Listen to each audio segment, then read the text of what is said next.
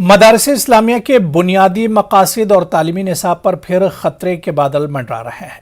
उत्तर प्रदेश की मौजूदा हुकूमत ने जदीद तालीम की फराहमी और मदारिस के तलबा में देशभक्ति और देश प्रेम पैदा करने के नाम पर बड़ी तब्दीलियों के इशारे दिए हैं। साइंस, सोशल साइंस, अंग्रेजी और हिंदी समेत दीगर मजामीन पर फोकस किया जाएगा। मदारिस के बच्चों को मुजाहिदीन आज़ादी के सवाने, किस्से और हुब्बुल वतनी पर मबनी तालीम दी जाएगी। सरकारी इमदाद से चलने वाले मदारिस में दीनी तालीम फराहम करने वाले मुदर्रिसीन के तकर्रियों पर रोक लगेगी। मुख्तलिफ मराहिल में 5339 मुदर्रिसीन की नशिस्तों पर तकर्रियाँ नहीं की जाएंगी। हाल ही में सभी मदारिस में राष्ट्रीय गान भी लाजिम किया गया था। मध्य प्रदेश के सीधी जिला सदर मकाम वाकई कोतवाली थाने में निस्फ दर्जन यूट्यूबर के साथ गैर इंसानी सलूक किए जाने का मामला सामने आया। इस मामले में राहुल गांधी ने ट्वीट करते हुए लिखा है कि लॉकअप में लोकतंत्र के चौथे स्तंभ का चीरहरण। वहीं राहुल गांधी ने मौजूदा हुकूमत पर तनकीद करते हुए सहाफियों को मुखातिब किया है कि या तो हुकूमत की गोद में बैठकर इनकी कसीदा खानी करें, नहीं तो जेल जाओ। नए भारत की सरकार सच से डरती है।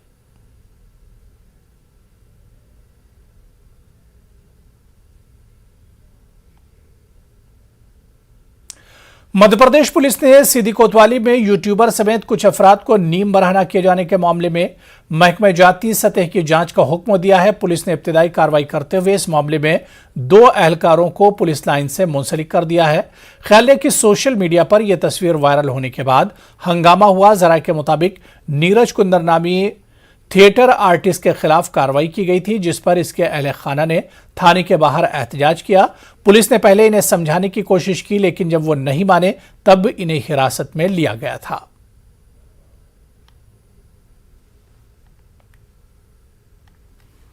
मैं आप सभी को बता देना चाहता हूं कि जो ये फोटो वायरल हो रही है, जिसमें कहा जा रहा है कि ये सभी लोग सीधी के पत्रकार है, युवा पत्रकार हैं, उसमें सभी लोग पत्रकार नहीं हैं। सिर्फ एक व्यक्ति जो यूट्यूबर पत्रकार है, सब मालूम चला है मेरे को। बाकी सभी लोग आरोपी के या तो रिश्तेदार हैं, दोस्त हैं, और उसमें भाई भी हैं। ये थाने में एक FIR हुई है अभी कुछ दिन पहले। उसमें IT एक्ट के तहत मुकदमा कायम हुआ नीरज कुंदेर के खिलाफ। नीरज कुंदेर अपनी फर्जी ID बनाकर यहाँ के कुछ प्रतिष्ठित व्यक्तियों को, राजनीतिक व्यक्तियों को अपशब्द या उनके खिलाफ कुछ ऐसी बातें कह रहा था जो गलत है, IT एक्ट के तहत गलत मानी जाती हैं। उस पर कार्रवाई की गई थी, उसी को पकड़ा गया था और उसके खिलाफ बाउंड ओवर भी किया गया 151 का, जो तहसीलदार था उसको जेल भेजा गया था।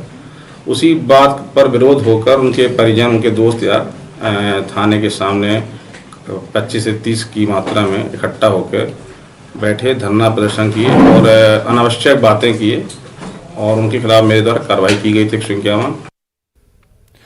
मौसम गर्मा और रमजान में लीमू की तलब में इजाफा होता है, लेकिन ऐसा लगता है कि ईंधन की कीमतों के साथ साथ लीमू के भी अच्छे दिन आ गए हैं। लीमू की कीमतें बेलगाम हो गई हैं। जायके में खटास लाने वाला लीमू अब खरीदारों के दांत खट्टे कर दिए हैं और अब अमीरों के दस्तरखान की जीनत बन गया है। देखिए रिपोर्ट।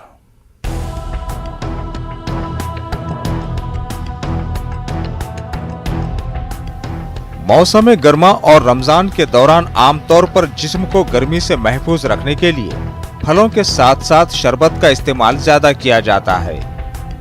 गर्मा के दौरान लीमू का शरबत अक्सर घरों में खूब इस्तेमाल होता है। बढ़ती महंगाई के साथ साथ लीमू भी अब अमीरों के दस्तरखान की जीनत बन चुका है। तेलंगाना के मुख्तलिफ इलाकों और हैदराबाद में लीमू की कीमत में रिकॉर्ड इजाफा देखा जा रहा है। एक लीमू की कीमत 10 से 20 रुपए से जायद हो गई है। एक थैले में 4,000 आ रहा था।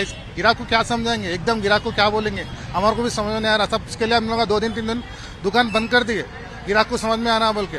गिराक 4 जना घूम के फिर हमारे कन आके पूछ रहा है, सब दे दो जो भी है, हमारे को नींबू से काम है, दुख काला है, रमजान का है महीना, दो कैसा भी है, 2 खराब नींबू भाई तो दो बोल के बोल रहे। गिराक भी रिक्वेस्ट कर रहा है 10 रुपए में एक तो भी दो, 10 रुपए में एक हमारे वहाँ पे खरीदी कर रहा है नींबू, कैसा देंगे सब बोले तो भाग रहे भैया, 8 रुपए खरीदी है, वो नहीं ले रहे गिराक।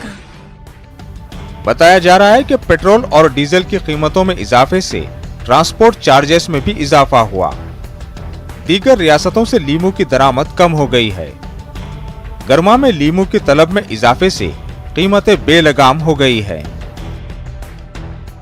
सो बेसिकली पहले नींबू बहुत सस्ते होते थे, अभी थैंक्स टू गर्मी, आई डोंट नो बहुत सारे रीजंस हैं, बट गर्मी मुझे सबसे मेन रीजन लग रहा है. So it's become very expensive. मतलब 10 रुपए का एक नींबू आ रहा है. गिरानी बढ़ने से प्रॉब्लम हो रहा लोगों को.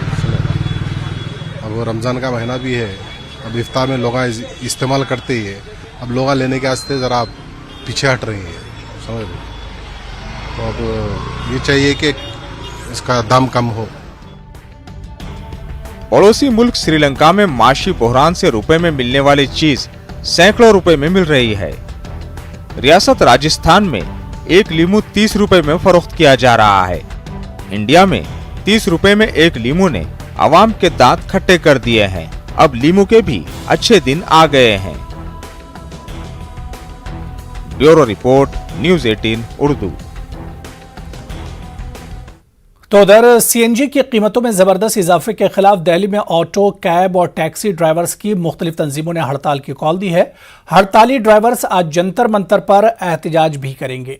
ड्राइवरों की शिकायत है कि सीएनजी की कीमतों में इजाफा होता जा रहा है, लेकिन मीटर में जो रेट हैं पुरानी कीमतों के मुताबिक हैं.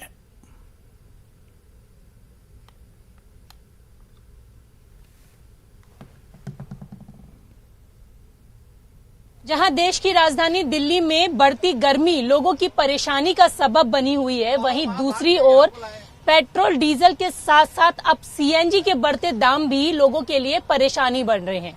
इस वक्त हम कनॉट प्लेस में खड़े हुए हैं और आप देख रहे होंगे कि मैं एक ऑटो में बैठी हुई हूं, क्योंकि ऑटो सीएनजी से चलता है और सीएनजी के दाम लगातार बढ़ते जा रहे हैं और सवारियां भी कम मिल रही हैं. तो हम कुछ लोगों से ही बात करेंगे जो कि ये ऑटो चलाते हैं, उन लोगों का क्या कहना है.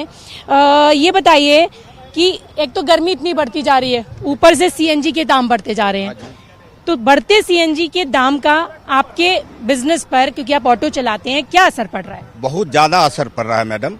जो पहले के किराया था और सवारी वही देना चाहता है, 10 रुपया कम देना चाहता है कि लोगों के पास पैसे नहीं है. ठीक है, इतनी बेरोजगारी हो गया कि आपको ड्यूटी भी जाते हैं, आपको तनख्वाह मिलता है, उस लिमिट से आप घर भी चलाते हैं, किराया भी देना है, बस के हो, मेट्रो का हो, ऑटो का हो, टैक्सी का हो, किराया तो देना ही देना है. तो लगता है कि बढ़ते जो सीएनजी के दाम है उस पे सरकार को कुछ करना चाहिए, रोक लगाना चाहिए कि इतनी सीएनजी अगर किराया बढ़ेगा तो आप देखिए कि साग सब्जी कहाँ रेट बढ़ गया है. एक नींबू है ना 350, 1 किलो नींबू के 350 बिल्कुल है. ठीक है, जो आप गर्मी में आपने नींबू को रस गाड़ के नमक डाल के आपने पानी पीते हैं, उसकी इतनी कीमत हो गई. तो इनका कहना है कि लगातार सीएनजी के दाम के साथ साथ जो दूसरी चीजें हैं वो भी महंगी होती जा रही हैं, तो महंगाई लगातार बढ़ती जा रही है. कैसे बजट मैनेज करते हैं, क्योंकि कितनी देर से खड़े वैसे आप यहाँ पर? यहाँ हो गए घंटे करीब हो गए. सवारी मिली? सवारी मिली नहीं. जो मिलते हैं जहाँ जो पहले देता था 50 सब करा भाई 30 ले लो, हमारे तो पास तो पैसे ही नहीं है, कहाँ से दूंगा पैसे. तो हम लोग को तो सीएनजी अब हमारे लोग को पहले 44 रुपए था, अब 70 रुपए हो गया, कहाँ से हम सीएनजी भरवाए. इसलिए हम सभी सवारी के पैसे पूरे देंगे जब भी तो चलेंगे. मीटर के भी पैसे नहीं दे रहे तो कहाँ चलेंगे. तो सवारी भी नहीं मिलती और धूप भी इतनी ज्यादा हो रही है. गर्मी में 1 घंटे से बैठे हो, कोई पूछ ही नहीं रहा है. सवारी आएंगे जब भी तो ले जाएंगे. बिल्कुल, सवारी का लंबा इंतजार करना पड़ रहा है. जब महंगाई बढ़ेगी तो हर एक के जेब पे भारी पड़ता है, सबका जेब ढीला करना पड़ता है, तो लोग कहाँ से यूज करेगा. लोग सोचता है अगर 2 किलोमीटर है, पहले 50 रुपए दे के चला जाता था, पैदल ही चला जाता है. महंगाई तो बहुत चरम पे पहुंचा हुआ है. श्रीलंका से ज्यादा बुरा हाल है इस टाइम इंडिया का. श्रीलंका तो छोटा द्वीप है तो चलो वहाँ कुछ नहीं था तो हो गया, लेकिन इंडिया का महंगाई तो पूरे विश्व में सबसे ज्यादा महंगा होता जा रहा है. और एक तो गर्मी इतनी ज्यादा हो रही है, तो क्या कारण है, क्यों नहीं मिल रही सवारियां? सीएनजी भी महंगी हो गई, यही कारण, तो उसकी वजह से किराया बढ़ा. लोगों के पास पैसा खत्म हो गया, सबसे बड़ी बात यह है. लोगों के पास पैसा नहीं, महंगाई इतनी हो रही है, और जब कार्टेज बढ़ जाएगी तो चीजों की महंगाई भी बढ़ जाएगी, चीजों पे भी चीजें भी महंगी हो जाएंगी. हर आदमी अपना गुजारा सोच समझ के कर रहा है, इसलिए सवारी नहीं आ रही है. हर आदमी के पास पैसा नहीं है. पैसा कुछ लोगों के पास है, सबके पास तो पैसा नहीं है. मना कर दो, कहते आप रिक्शे वाले पैसे ले, 10 रुपए में जाता ही रिक्शा लेकर, तो हम भी तुम भी 10 रुपए में लेकर चलो. अब हमारे 10 रुपए में कौन सा गुजारा है, इसमें 25 रुपए मीटर ही डाउनिंग है. गैस हमारे 70 रुपए, हम कहाँ से हम 10 रुपए में ले जाएंगे. आप बताएं. क्या बताएं, सही बोले उन्होंने, जो भी बोला वो सत्य है कि सीएनजी जो 43 रुपीज था डायरेक्ट वो 70 रुपीज हो गया. और हम सवारियों से पैसे की मांग करते हैं, कहते भैया इतनी क्यों मांग रहे हैं आपने. हम कहते जी सीएनजी महंगे हो गए. फिर भी उनको लगता है कि भाई आप सीएनजी महंगा हो, आप गवर्नमेंट से मांगो, गवर्नमेंट से बोलो, हमसे आप क्यों मांग रहे हो. तो ये सब सारी बातें होती है. बट क्या है कि देखिए सबके पास तो उतना पैसा है नहीं जो हम बोले और बैठ गए चल दिए. अंकल एक चीज बताइए कि रेट बढ़ रहे हैं जिस तरीके से अभी दुगने के करीब हो गए सीएनजी के दाम हम देखें तो ऐसे में बजट जो आप लोग अपने घर का चलाते थे वो भी गड़बड़ा गया, वो कैसे मैनेज होता गड़बड़ा गया मैडम, इसलिए कि घर चलाना मुश्किल है। हम तो दिन भर धूपा में रहते हैं, घर के मालकिनी कौन होता है? हमारी बीवी होगी, नहीं तो बच्चे होंगे, हमारे लड़की होंगे, कोई भी तो होगा। वो घर चलाती है, किस तरह से चलाती है, उसकी घर की स्थिति वो जानती है। हम तो बाहर में रहते हैं, परदेश में, हम आपको सेवा में खड़े रहते हैं। हम कमाएंगे आप ही से ना। जब पैसे जेब में आएगा तब ये तो खर्च करेंगे, जब जेब में पैसे नहीं आएगा तो खर्च कहाँ से करेंगे? तो यहाँ पर जो तमाम लोग हैं उनका कहना है कि जिस तरीके से लगातार सीएनजी के बढ़ते दाम ने उनके घर के बजट को गड़बड़ा दिया है और ऊपर से जिस तरीके से गर्मी पड़ रही है, ऐसे में घंटों सवारी का इंतजार करना पड़ता है और उसके बाद भी जिस तरीके की कमाई की उम्मीद वो लेकर अपने घर से रोज निकलते हैं, वो उम्मीद कहीं ना कहीं अधूरी ही नजर आ रही है। कैमरा पर्सन सत्या के साथ रचना, न्यूज 18 दिल्ली। यूक्रेन ने रूसी सरहद से मुत्तसिल सोमी शहर के पूरे शुमाल मशरक़ी इलाके पर कंट्रोल हासिल कर लिया। सोमी के गवर्नर ने सोशल मीडिया पर यह जानकारी दी। दूसरी तरफ रूसी फौजें डोनबास के महाज पर बड़े हमले की तैयारी कर रही हैं। इस बीच यूक्रेनी सदर का कहना है कि बोरोडेनका में बड़ी तबाही हुई है। उन्होंने इसे बोचा से कहीं ज्यादा भयानक तबाही बताया। बोरोडेनका में राहतकारी हुनूस जारी है। यूक्रेन की सरकार अगर कहती है कि बोरोदेनका की तबाही बूचा और इरपिन से ज्यादा है तो उसकी बानगी जमीन पर भी देखने को मिल रही है। मेरे पीछे एक भारी भरकम बिल्डिंग थी जो बीच से टूट गई है। एक मिसाइल हमले में बीचों बीच बिल्डिंग टूट गई क्योंकि मिसाइल वहीं पर आके लगी थी। एक तरफ का हिस्सा जला हुआ है, दूसरी तरफ का हिस्सा ठीक है, लेकिन बीच का हिस्सा ध्वस्त हो चुका है। अब ये यूक्रेन का कहना है कि इसके नीचे यानी यहां पर बेसमेंट में कुछ लोग छुप गए थे आकर के। जब हवाई हमले का सायरन बजा तब कुछ लोग बेसमेंट में, अमूमन यहां पर बेसमेंट में बंकर होते हैं जहां पर कुछ लोग छुप गए थे और उनका कहना है कि जब ये खाली हो जाएगी जगह तब हम बता पाएंगे कि यहाँ कितने लोगों की जान गई है, कितने लोगों की मौत हुई है। तो ये पूरा हिस्सा देखिए, एक हिस्सा इसका पूरा बिल्डिंग का जला हुआ है, दूसरा हिस्सा बीच का ध्वस्त हो गया है पूरी तरह से और तीसरा हिस्सा डैमेज तो है लेकिन वो सही सलामत दिख रहा है। ये पूरी एक बिल्डिंग थी, जैसे पीछे की बिल्डिंग आपको दिखाई दे रही है, इसके पीछे इतनी ही बड़ी एक बिल्डिंग है, वैसे ही ये बिल्डिंग थी, लेकिन इस बिल्डिंग में बीचों बीच मिसाइल गिरी है और ये पूरा ध्वस्त हो गया है। तो यूक्रेन अब कह रहा है कि बूचा से ज्यादा लोगों की मौत हुई है बोरोदेनका में। अब इस बात की पुष्टि होना अभी बाकी है कि कितने शव मिलते हैं इन ऐसी जगहों से जहां पर रेस्क्यू ऑपरेशन चल रहा है। लगातार जो दमकल कर्मी हैं या फिर डिजास्टर मैनेजमेंट के लोग हैं या स्वयंसेवी संस्थाएं हैं, वो लोग आकर के यहाँ पर खोजबीन कर रही है, लेकिन उसके लिए सबसे पहले मलबा निकालना जरूरी है और वो मलबा निकालने का काम यहाँ पर लगातार चल रहा है। कैमरामैन कमल देव के साथ Arun Singh, news 18 India, Borodyanka. News 18 नुमाइंदे अरुण ने टेरिटरी एंड कम्युनिटी डेवलपमेंट वजीर एलेक्सी से बात की और मौजूदा सूरत हाल पर उनसे बातचीत की। We have with us Territory and Community Development Minister, Mr. Alexei. Mr. Alexei, I can see the devastation here by Russian forces. What is your estimate? Because Ukraine is saying for last 2 days that this is more worse than Bucha. Right now we are witnessing the results of this devastating and bloody war that we are facing recent 43 days. I'm sorry. And of course this is a terrible picture that you can see now. The damages are really crucial and devastating. The bombs from the aircrafts, you can see they've been falling on the heads of the civilians of Ukrainian towns and cities and villages. And of course this is completely not acceptable situation. What I can say that the concrete results and the estimation will be calculated within next few days. We are here now with several experts from different offices that are working now officially to understand the outcome of these events. Your question regarding the comparison to Bucha and Borodyanka. First of all, I would like to say that every life is important for us, and we are still in the process of the estimation of the results. I think it's comparable. Bucha and Borodyanka, and you can see from the multi-story apartment buildings that they are completely destroyed. And this is not the on-ground shelling, earth to earth. This is bombardment from the sky, and a lot of people dead. And we are still identifying their remains under the remaining parts of the building. So somebody was telling me that they went inside bunkers behind the building, bunkers, and they the bomb came and they all died. So any estimate by your authorities how many people died here in Borodyanka? I cannot tell you the concrete number at this very moment. You can see that our personnel is on the ground actively working, and every moment they might find out a new remaining. And I'm sorry to admit that there are people remaining in bunker, and finally we will have the concrete numbers within few days. I'm sorry not to answer it directly. Thank you for talking to me. My last question, what is the way ahead? What do you think that is it going to stop right now, or you think that they will come again? What is the your information, your government's information and assessment? What this is over? We cannot comment on the future plans of the aggressor. Nevertheless, it was absolutely clear that the general plan was the whole Ukraine, and it might remain still.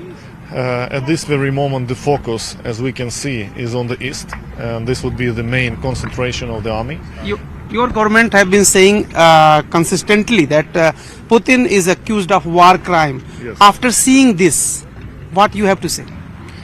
I have to say that we are witnessing right now the bloody, devastating results of this aggression, and already we can see that we are finding out the remains of the people in many different places, and these things cannot be explained. This cannot be explained in 22nd century how it might happen. And of course, this is a war crime, and there's no other word. And this is not comparable with a human being, what I can say. Thank you, Mr. Alexei, talking to me. Pleasure talking to me. Thank you. Pleasure. Thank Pleasure. you. Thank you. और अब आइए आखिर में देखते हैं crypto की समझ। आदाब।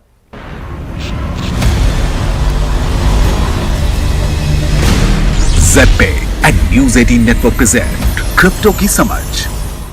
नमस्कार, स्वागत है आप सभी का क्रिप्टो की समझ के इस एपिसोड में। यहां हम आपको बताते हैं क्रिप्टो जगत की अहम खबरें और जानकारियां। सबसे पहले नजर डालते हैं क्रिप्टो से जुड़ी कुछ खास खबरों पर।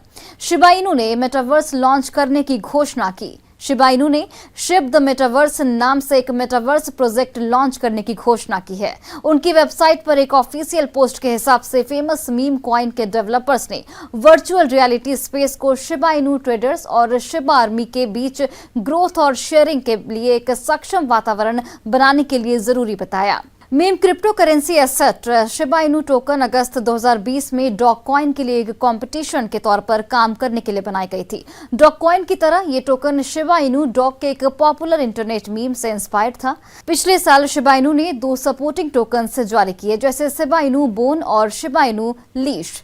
अपने मेटावर्स स्पेस को लॉन्च करके शिबा इनू क्रिप्टो कम्युनिटी में अपना इन्फ्लुएंस बढ़ाना चाहता है। साथ ही शिबा इनू ने कहा कि वर्चुअल प्रोजेक्ट का निर्माण शिबेरियम में किया जाएगा। ये एक ट्रांजैक्शन सिस्टम है जिस पर अभी भी काम चल रहा है। इसके अलावा शिप द मेटावर्स अपने सक्सेसिव स्टेजेस में शिबा इकोसिस्टम में टोकन का इस्तेमाल करेगा। बिटकॉइन नए माइनिंग माइलस्टोन पर पहुंचा, केवल 2 मिलियन BTC माइनिंग के लिए बचे। फ्लैगशिप डिजिटल एसेट बिटकॉइन ने 19 मिलियन कॉइन्स के माइनिंग के साथ ही एक नई उपलब्धि हासिल की। इसका मतलब यह है कि एसेट के एक हिस्से के मालिक बनने के इच्छुक सभी लोगों के लिए सिक्के की केवल 2 मिलियन यूनिट्स बची है। हालांकि इसमें कोई संदेह नहीं है कि बिटकॉइन कम्युनिटी माइनिंग लैंडमार्क के एक मॉन्यूमेंटल इवेंट का गवाह बना। ऐसे में लोग ये जानने के इच्छुक हैं कि अब और क्या खास करने की प्लानिंग है।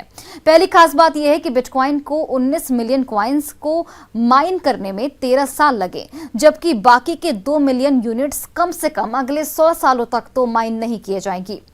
ये इस बात का संकेत है कि ये करेंसी कितनी दुर्लभ हो जाएगी। ध्यान देने वाली एक और खास बात यह है कि 6.25 BTC का प्रेजेंट ब्लॉक रिवार्ड 2024 तक 4 BTC के स्तर से नीचे जाने की उम्मीद है। ये तब तक जारी रहेगा जब तक रिवार्ड 0.0000001 BTS पर ब्लॉक न हो जाए और इसके लिए लगभग 100 साल लग सकते हैं। दिलचस्प बात यहाँ पर यह है कि माइनिंग रिवॉर्ड्स की घटती संख्या के बावजूद ये कॉइन डिजाइन किया गया ताकि माइनर्स को माइनिंग जारी रखने के लिए मोटिवेट किया जा सके, जिससे वे नेटवर्क को सुरक्षित रख सके। क्रिप्टो कम्युनिटी ने इस पर गंभीर रूप से विचार करते हुए राय दी है कि आने वाले दिनों में बिटकॉइन की होने वाली कमी से एसेट्स की कीमत को ज्यादा बढ़ाने में मदद मिलेगी। कई लोग ये भी मानते हैं कि ये एसेट एक ग्लोबल रिजर्व एसेट बन सकती है जो इसके एडॉप्टेशन को नई ऊंचाई पर ले जाएगी। ग्लोबल सहमति न होने तक भारत नहीं लाएगा क्रिप्टो कानून। नई टैक्स व्यवस्था शुरू। भारत ग्लोबल कंसेंसस बनने के बाद ही नया क्रिप्टो कानून बनाएगा। इंडस्ट्री के जानकारों का मानना है कि नई टैक्स व्यवस्था लागू करने और फिर क्रिप्टो कानून बनने में हो रही देरी से इस सेक्टर की ग्रोथ और धीमी हो सकती है। पिछले दिनों एक कार्यक्रम में बोलते हुए केंद्रीय वित्त मंत्री निर्मला सीतारमण ने सहमति व्यक्त की कि सरकार क्रिप्टो रेगुलेशन लाने के लिए कमिटेड है। हालांकि इसके लिए सरकार क्या कुछ कर रही है पर सीतारमण ने कुछ नहीं कहा। क्रिप्टो की समझ के इस एपिसोड में इतना ही। क्रिप्टो से जुड़ी खबरों और जानकारियों के लिए अगले हफ्ते फिर से हमसे जुड़ें। Till then take care.